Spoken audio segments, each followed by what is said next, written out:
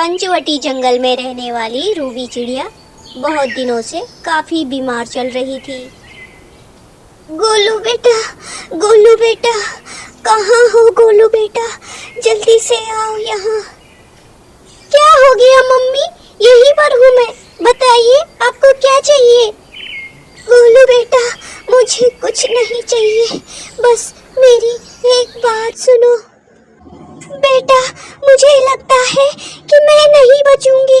तुम अपने पापा का कहना मानना, हमेशा उनकी बात सुनना बेटा। आप ऐसा क्यों कह रही हैं मम्मी? पापा दवाई लेने गए हैं, जैसे ही वो दवाई लाएंगे आप दवाई खा के ठीक हो जाओगी। ऐसा मत कहिए मम्मी। गोलू बेटा, मेरे को लगता है मेरा आखिरी समय आ गया है। तुम अच्छे से रहना बेटा, अपना ख्याल रखना। ये कहते कहते रूबी चिड़िया के प्राण निकल जाते हैं। उसका पति अभी तक दवाई लेके नहीं आया था और उसके बच्चे गोलू का रो रो के बुरा हाल हो जाता है। इधर रूबी चिड़िया का पति रोनी किसी दूसरी चिड़िया से रोज मिलता था।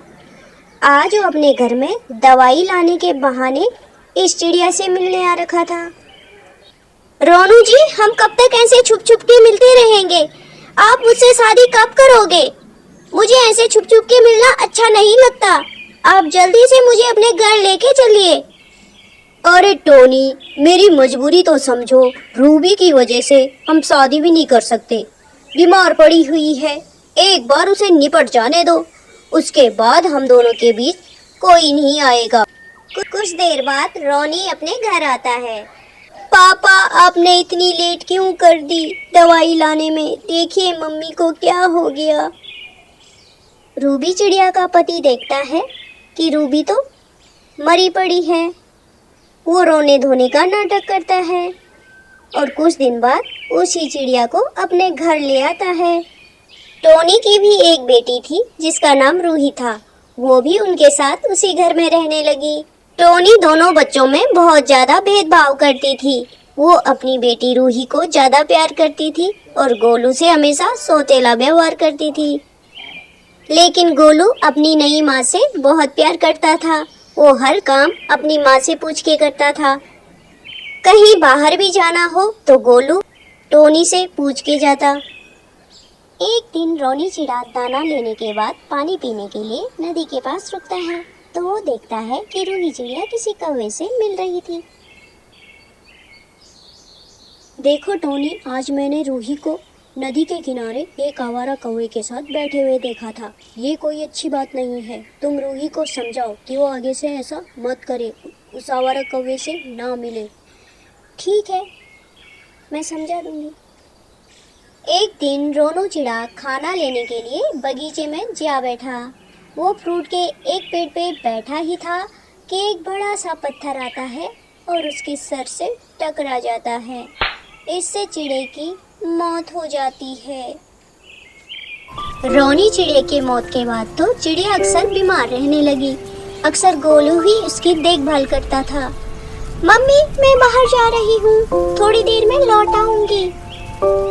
बेटा, तुम उस कालू कौवे से मिलने जा रही हो, मुझे पता है। तुम्हें ये सब चीजें शोभा नहीं देती बेटी। मैं बीमार हूँ, तुम्हारा छोटा भाई गोलू मेरी सेवा कर रहा है और तुम ऐसी हालत में मुझे छोड़ करके उस काले कौवे से मिलने जा रही हो। तुम्हारे पापा नहीं चाहते थे कि तुम उस काले कौवे से मिलो। बेटा, कुछ तो ध्यान रखो। आप सही कह रही है मम्मी, मैं भी परेशान हो चुकी हूँ आपके इन ड्रामेबाजियों से। मैं भी अब उस कालू कौवे के साथ ही रहूँगी। आखिर मेरी भी अपनी लाइफ है और मैं अपनी लाइफ आपकी वजह से ख़राब क्यों करूँ? आपकी सेवा करने के लिए आपका बेटा है। मेरा इन लोगों से कोई लेना देना नहीं है, ना ही तो इस गोलू मोलू से और ना ही इसके पापा से था। और अब मैं अपने कालू के पास जा रही हूँ, हमेशा हमेशा के लिए। मैं अब सेटल होना चाहती हूँ। मैं और कालू अपनी जिंदगी में बहुत खुश है। अपनी बेटी का ये व्यवहार देखकर चिड़िया तो बड़ी हैरान थी। वो बड़ी हिम्मत करके उठती है और गोलू से पूछती है, गोलू बेटा, मैंने हमेशा तुम्हारे साथ सौतेला व्यवहार किया, हमेशा रूही को ज़्यादा प्यार किया और तुमसे हमेशा घर के काम कराए। फिर भी तुम मेरी इतनी देखभाल क्यों कर रहे हो बेटा?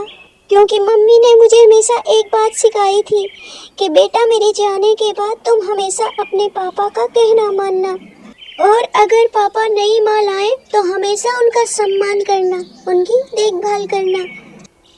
गोलू बेटा, तुम्हारी मम्मी कितनी महान थी जो उन्होंने तुम्हें इतने अच्छे संस्कार दिए, और एक मेरी बेटी है जो मेरी बीमारी में भी देखभाल करने के लिए तैयार नहीं है। सच में मैं एक अच्छी माँ नहीं बन पाई।